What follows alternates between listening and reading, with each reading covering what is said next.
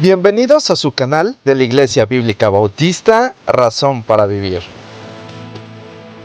con el pastor Jared Suárez. Vamos a orar.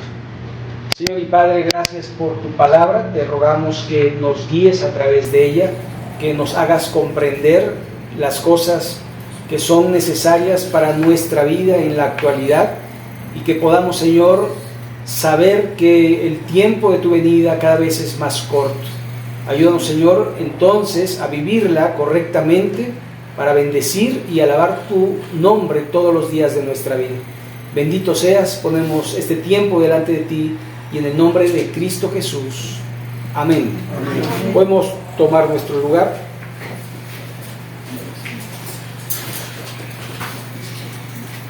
Dice entonces el versículo 1, después miré y he aquí el Cordero, es decir, Cristo, estaba en pie sobre el monte de Sión y con él 144,000 que tenían el nombre de él y el de su Padre escrito en la frente. ¿Ok? Entonces, aquí tenemos a el Señor Jesucristo en el monte de Sión, esto es Jerusalén. Sin lugar a dudas, esto es un evento que es en Jerusalén. Ahora, recuerde que el Apocalipsis no está escrito en un orden cronológico, de tal forma que vemos de repente cosas en el cielo, cosas en la tierra, y de alguna forma también vemos eventos de cosas que pasan, pero que finalmente van a pasar en un tiempo determinado, pero que pasaron. Esto a veces complica las cosas porque uno dice, bueno, pero si ya había empezado los terremotos, las trompetas y esto, y de repente otra vez, bueno, es que son eventos generales y después también eventos específicos, pero hay que ubicarlos en la 70 semana de Daniel. Recuerde que la 70 semana de Daniel está dividida en 3 años y medio y 3 años y medio. Los 3 primeros años y medio es cuando supuestamente sale a la luz el Cristo, o sea, el Mesías, el falso, o sea, el que nosotros conocemos como el anticristo, pero viene como ese príncipe libertador, ese príncipe, entre comillas, de paz, una imitación de Cristo, el verdadero príncipe de paz. Y entonces la gente va tras él. Y durante 3 años y medio hay paz. Y la gente, de alguna manera, vive, pues, súper. Pero Dios va a empezar a hacer estragos en esa primera parte. Se va a manifestar.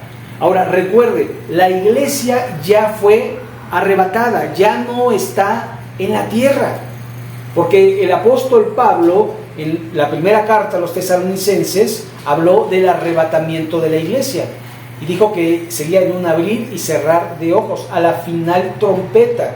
Y de alguna forma dice que los muertos en Cristo resucitarían primero, después los que estuviéramos vivos, los que hayamos quedado, seremos arrebatados juntamente con Él y recibiremos al Señor en las nubes.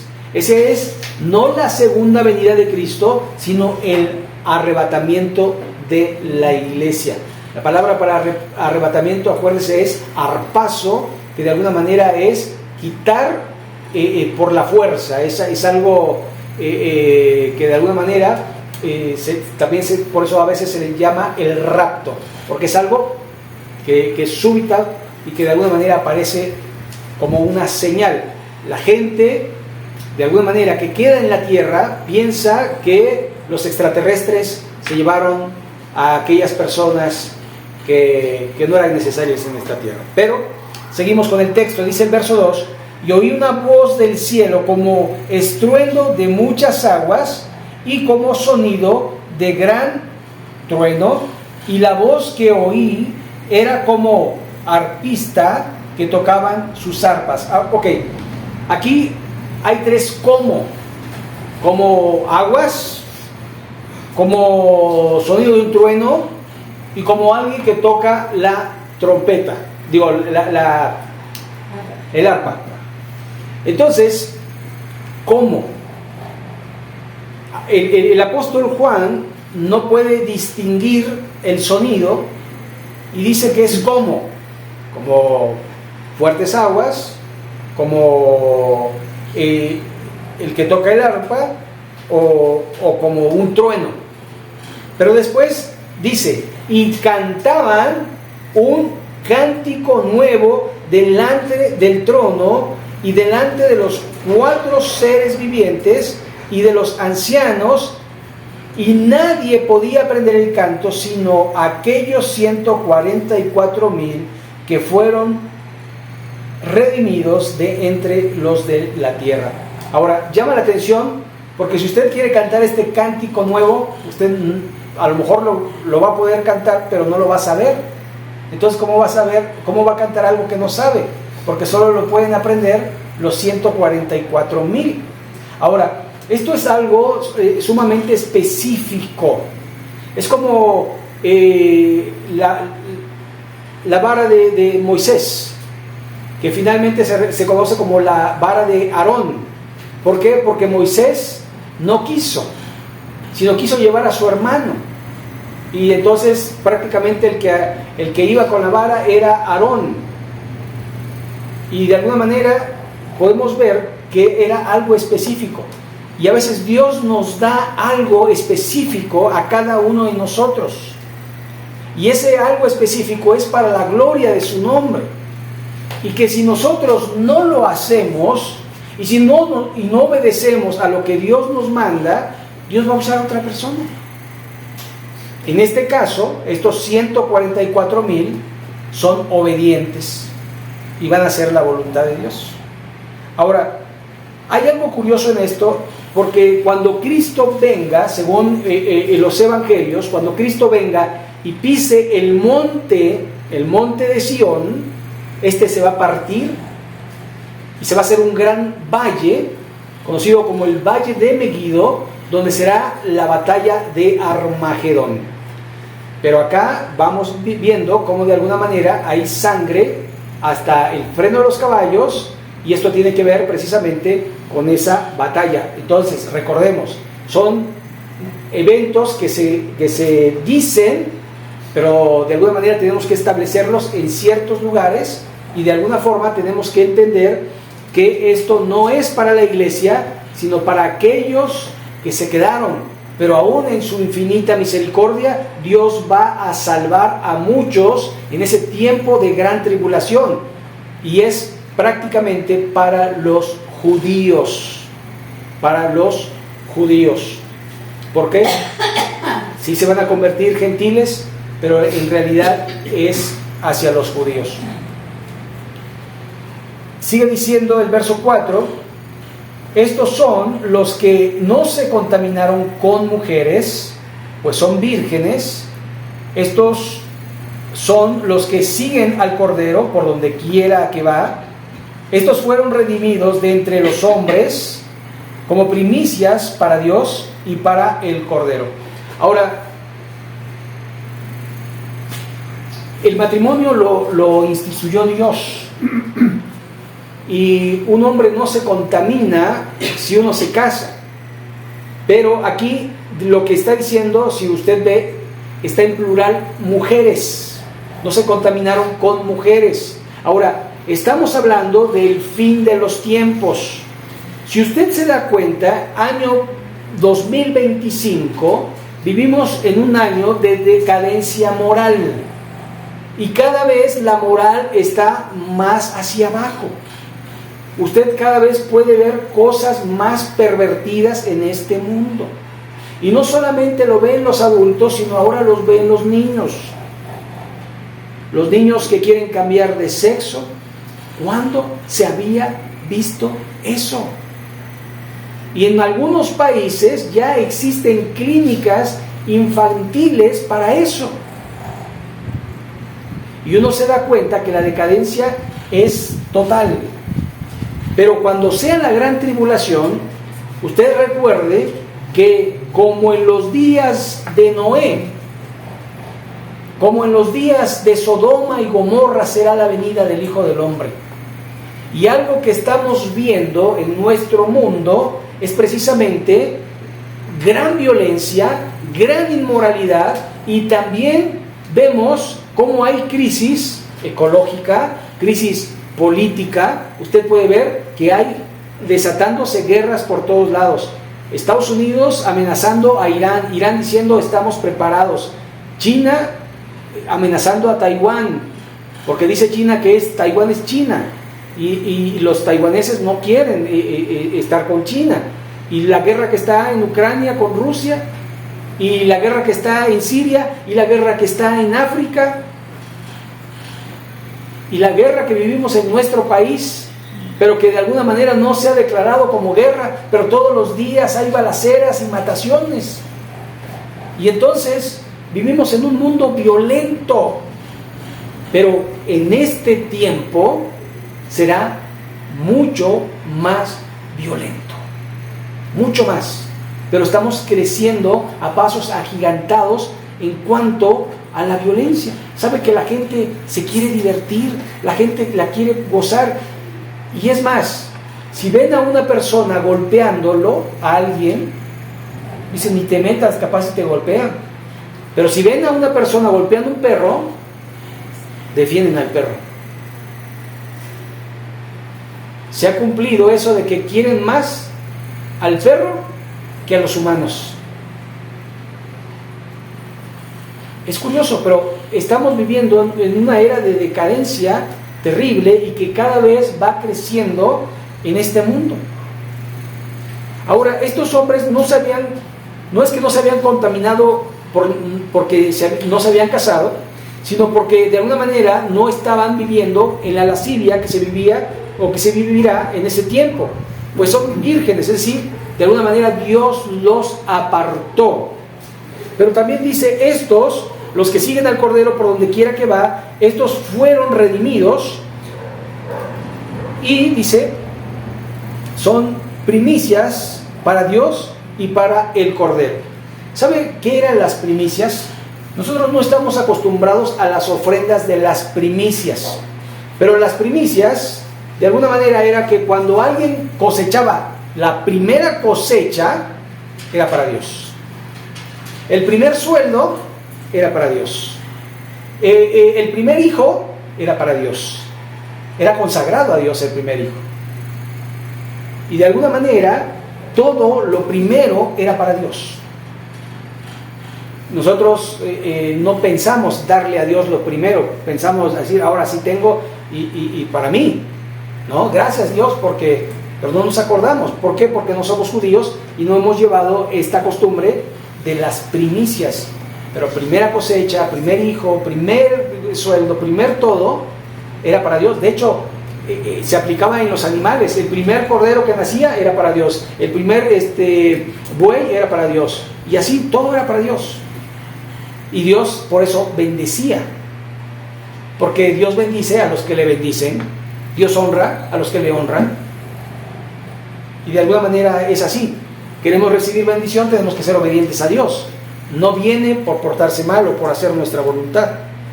Ahora, dice el verso 5, y en sus bocas no fue hallada mentira, pues son sin mancha delante del trono de Dios. Son unas personas especiales que son del pueblo de Israel. Ya lo vimos en el capítulo 7, 12,000 de cada tribu, y de alguna manera son para el servicio de Dios. Tienen un objetivo específico para Dios. Verso 6. Vi volar por en medio del cielo otro ángel que tenía el evangelio eterno para predicarlo a los moradores de la tierra, a toda nación, tribu, lengua y pueblo. Aquí vemos algo que es de llamar la atención. Primero, ya estamos ubicados en el cielo, porque dice, vi volar por en medio del cielo otro ángel que tenía el evangelio eterno. Así que nos ubicamos en el cielo, pero ¿qué va a hacer este ángel que tiene el evangelio eterno? Es predicar el evangelio. Es algo curioso porque en la actualidad, en el tiempo de la gracia, cuando vivimos, dice el apóstol Pablo, mas si yo, un ángel del cielo, os predicaron un evangelio diferente. Pero el evangelio fue comisionado a los hombres. Dice el Señor Jesús Toda potestad me es dada en el cielo y en la tierra. Por tanto, id y haced discípulos a todas las naciones, bautizándolas en el nombre del Padre, del Hijo y del Espíritu Santo, enseñándoles todas las cosas que os he mandado. He aquí, yo estaré con vosotros todos los días y hasta el fin del mundo. Así que el evangelio predicado por los hombres es hasta el fin del mundo. ¿Y dónde nos encontramos en el Apocalipsis? En el fin de los tiempos. Así que ya la iglesia no está predicando el evangelio. Los 144,000 están de alguna manera siendo usados por Dios, pero ahora los ángeles van a intervenir para predicar lo que Cristo hizo en la cruz del Calvario, a toda lengua, nación, tribu, a todo el mundo. ¿Y cuál va a ser ese evangelio? Versículo 7. Diciendo a gran voz, temed a Dios y dadle gloria, porque la hora de su juicio ha llegado, y adorad a aquel que hizo el cielo y la tierra y las fuentes de las aguas. Este es el evangelio que va a predicar. Temed a Dios. ¿Saben? Prácticamente es conviértanse a Dios. ¿A quién? ¿A qué Dios? Al creador del cielo y de la tierra. No al Dios que están adorando. Pero solamente es un evangelio que se predica, pero no se asegura que las personas se vayan a convertir. Es como, de alguna manera, para que la gente no tenga excusas y decir, ¿por qué me mandaron a mí al infierno si yo nunca escuché el evangelio? Si lo escuchaste, pero lo rechazaste. Y el que tiene el Hijo tiene la vida, y el que no ya ha sido condenado. Verso 8. Otro ángel le siguió diciendo, ha caído Babilonia, ha caído Babilonia, la gran ciudad, porque ha hecho beber a todas las naciones del vino del furor de su fornicación, de sus fornicaciones. ¿Sabe? Esta Babilonia, si usted recuerda, hay dos Babilonias. Una Babilonia que se encuentra en Irak, que es esa Babilonia que fundó Nimrod allí en los tiempos pasados. Pero también hay una Babilonia que en sentido espiritual es donde mataron a nuestro Señor Jesucristo, que es la Babilonia espiritual. Pero hay otra Babilonia que refiere a la gran ramera, a la religión mundial que de alguna manera ha entorpecido a través de los tiempos a Dios, ¿no? O sea, la obra de Dios. En Isaías capítulo 21, el verso 9 dice, y he aquí vienen hombres montados, jinetes de dos en dos. Después habló y dijo, cayó Babilonia, y todos los ídolos de sus dioses quebrantó en tierra. Ahora, es muy similar este pasaje de Apocalipsis con el de Isaías 21. Ahora, Babilonia, la religión mundial, es nada más y nada menos que la Iglesia Católica, Apostólica y Romana. Es un estado, el Vaticano, y tiene todo el poder y todo el dinero y toda la influencia en el mundo, y a través de los siglos ha pervertido a la humanidad, no con el evangelio de Cristo, sino con un falso evangelio. ¿Sabe cuál es la verdadera doctrina? La que está en la palabra de Dios. ¿Dónde está la doctrina? En el libro de los Hechos. Ahí tenemos cómo la iglesia empezó. ¿Y cómo era la iglesia? Bueno, dice que se reunían en las casas, que partían el pan, que oraban y predicaban el evangelio a toda criatura. Después vino la persecución por los judíos. Después vino la persecución por los romanos, y esta persecución se extendió por lo menos durante 300 años, hasta que Constantino en el 313 establece la religión cristiana como la religión del Estado. Y la iglesia empieza a gobernar a la par del Estado. Y esto nunca terminó. ¿Por qué? Porque la iglesia católica, que era la iglesia universal, la iglesia de Constantino, se separó por la iglesia de Oriente y la de Occidente. La de Occidente permanece hasta hoy, que es la iglesia católica, apostólica y romana. Y la de Oriente es la iglesia ortodoxa, que se separaron. Ahora, ¿dónde quedó la iglesia verdadera? Bueno, Dios ha subsistido a través de los siglos y su iglesia también. ¿Cuál es la verdadera iglesia? Aquella que no se postra ante los ídolos, aquella que cree en el Señor Jesucristo como su único y suficiente Salvador. Esa es una persona que se adhiere al cuerpo de Cristo. La iglesia es invisible, la iglesia no es visible. De alguna manera hacemos iglesia cuando nos congregamos, porque la eclesía es la congregación. Así que, de alguna manera, Dios ha mantenido a su iglesia a través de los siglos. ¿Pero qué iglesia? La iglesia bíblica, la iglesia biblicista, la iglesia que cree en la palabra de Dios y que es su base de fe y de conducta, no una iglesia establecida por los hombres. ¿Sabe? La Biblia nunca dice que Pedro es el sucesor de Cristo, porque Cristo no tiene sucesor, porque Él reina. Jesús dijo: yo estaré con vosotros todos los días. No es de, ay, Jesús está en el cielo y yo estoy en la tierra. Él está acá, y Él gobierna, y Él reina, y Él de alguna manera guía, enseña, instruye. No es a través de los hombres, sino a través de su Santo Espíritu. No es a través de los hombres, sino a través de su palabra. Y nosotros, los que llevamos la palabra, simplemente somos instrumentos, pero la gloria es de Él. Así que no hablamos de religión, sino hablamos de relación con Cristo, con su Espíritu, a través de su palabra. Así que ha caído la gran Babilonia, se refiere a la Babilonia, a la gran ramera, que posteriormente vamos a hablar un poco más de ella, pero aquí habla de la gran ciudad, porque ha hecho beber a todas las naciones del vino del furor de su fornicación.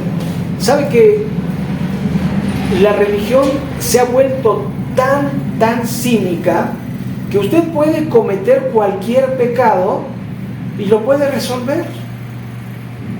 Cuando la Biblia dice que el que practica el pecado no es de Dios, sino del diablo.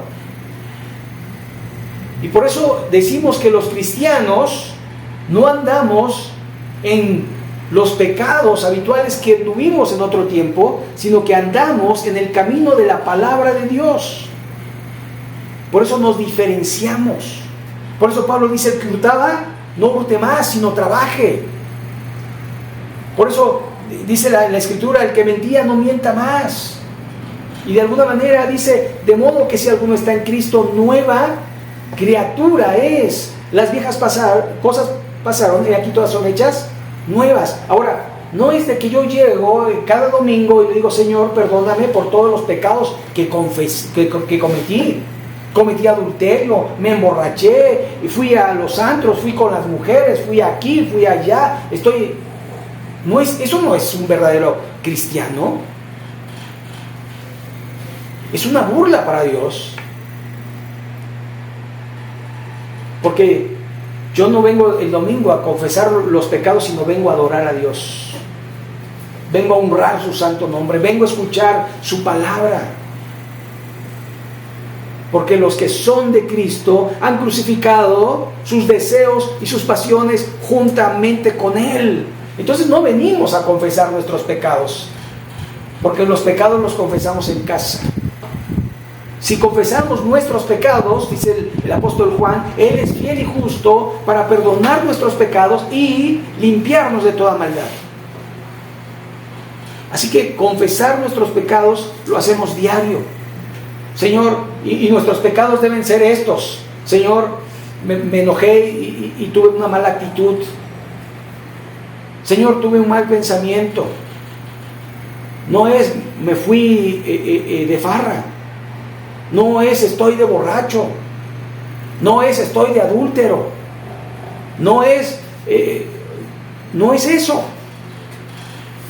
Porque somos nuevas criaturas. Y nuestras luchas son con el hacer lo que Dios quiere. Y de alguna manera tenemos que entender eso.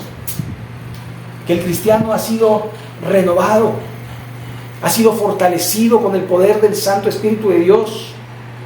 Y tenemos poder para decirle no a los hábitos pecaminosos. Así que, de alguna forma, Dios quiere diferenciar eso.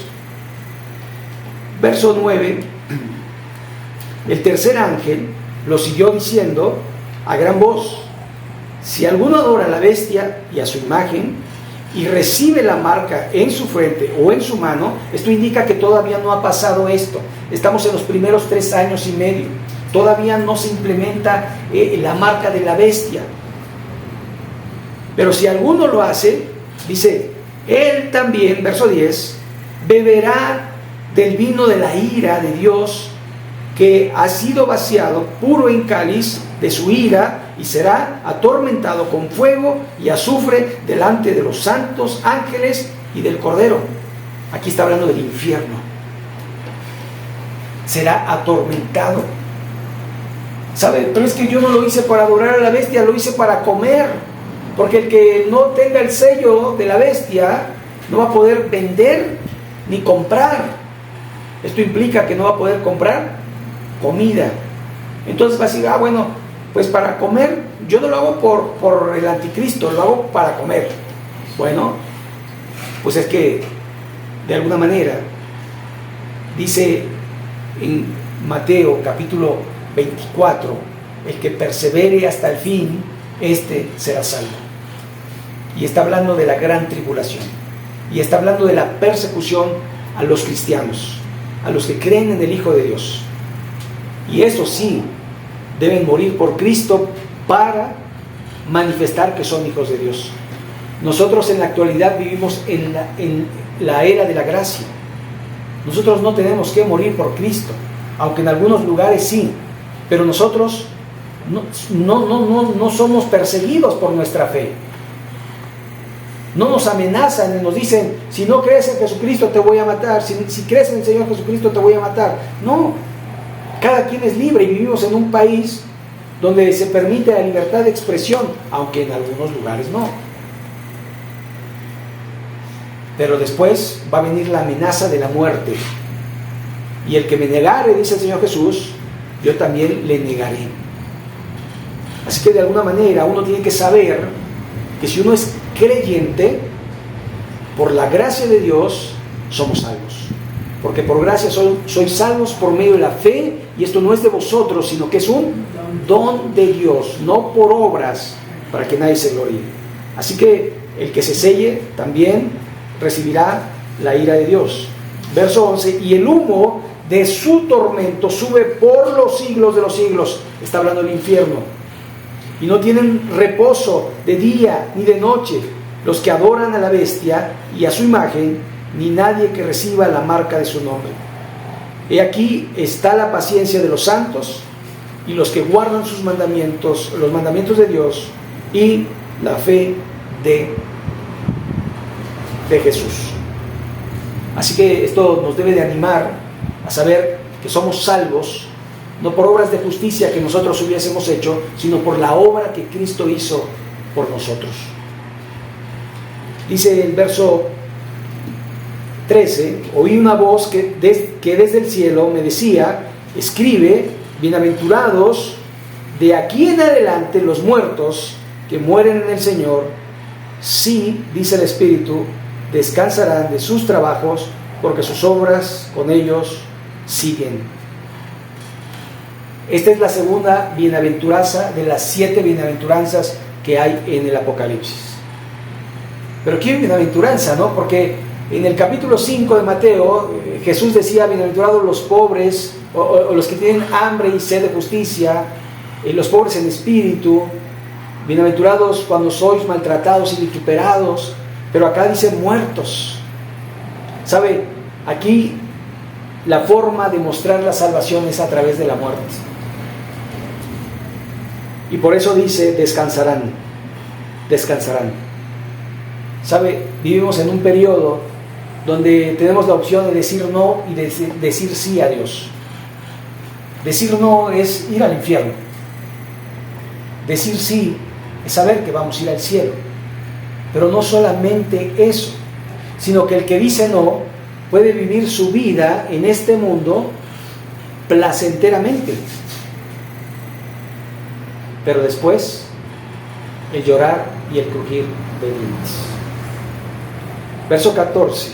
Miré y aquí una nube blanca, y sobre la nube uno sentado semejante al Hijo del Hombre, que tenía en la cabeza una corona de oro y en su mano una hoz aguda. Esto refiere a Cristo. 15. Y del templo salió otro ángel clamando a gran voz al que estaba sentado sobre la nube: mete tu hoz y ciega, porque la hora de cegar ha llegado, pues la mies de la tierra está madura. Y el que estaba sentado sobre la nube metió su hoz en la tierra, y la tierra fue cegada. Y salió otro ángel del templo que está en el cielo, teniendo también una hoz aguda. El templo que está en el cielo. ¿Sabe? Aquí se va a hacer un templo, pero los templos que el hombre ha hecho se deterioran y se derrumban. Pero nosotros esperamos una mansión y un templo no hecho por hombres, sino uno que permanece para siempre.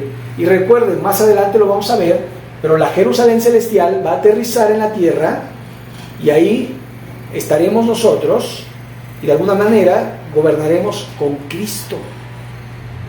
Pero habla de un templo que después se va a establecer, y este es el templo del cual habla Ezequiel. Es el templo de Dios, no hecho por mano de hombre, sino por Dios mismo.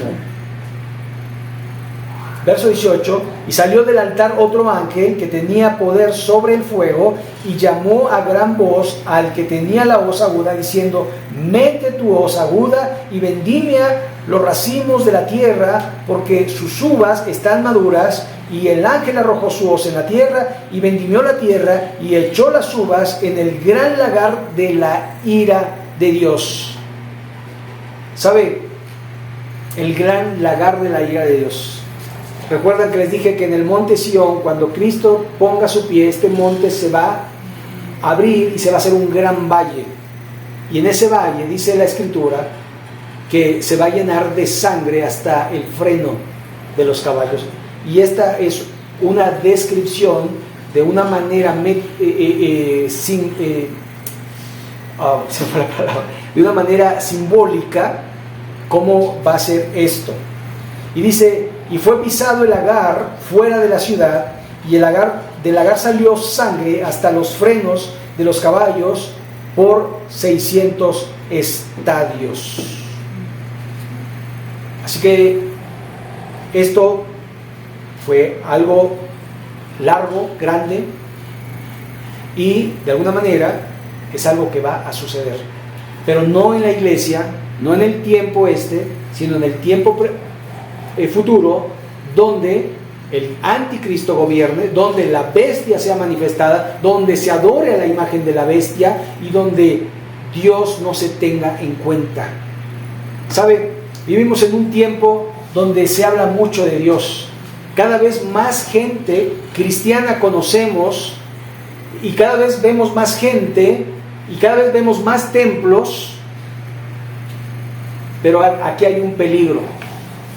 Recuerde que hay trigo y hay cizaña, y están sembrados en el mismo lugar. El trigo no da fruto. Y los frutos son obras de verdadero arrepentimiento. El buen árbol da buenos frutos. El mal árbol da malos frutos. Por sus frutos serán conocidos. Entonces, los verdaderos cristianos dan fruto. No solamente dicen que son cristianos, no solamente van a una iglesia, no solamente cantan cantos cristianos, sino que su vida es una vida transformada, de gloria en gloria. Así que nosotros tenemos que pensar en esto, porque muchas veces decimos, yo soy cristiano, porque recibí a Cristo. Pero ¿sabe que la Biblia nunca habla de recibir a Cristo? La Biblia habla de arrepentimiento, de conversión, habla del nuevo nacimiento.